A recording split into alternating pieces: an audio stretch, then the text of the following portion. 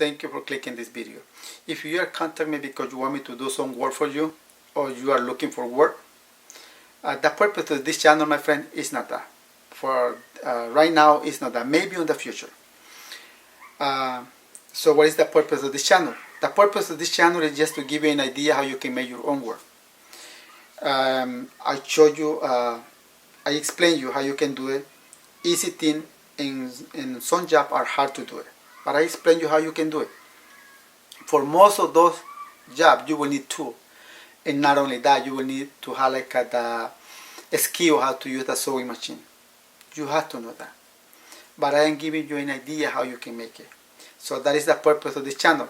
But what about if you are stuck with something, or you don't know how to start something and you want some advice from me?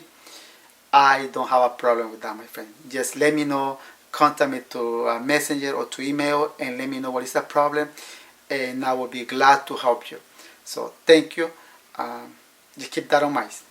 The purpose of this channel is just to give you an idea how you can make your own work.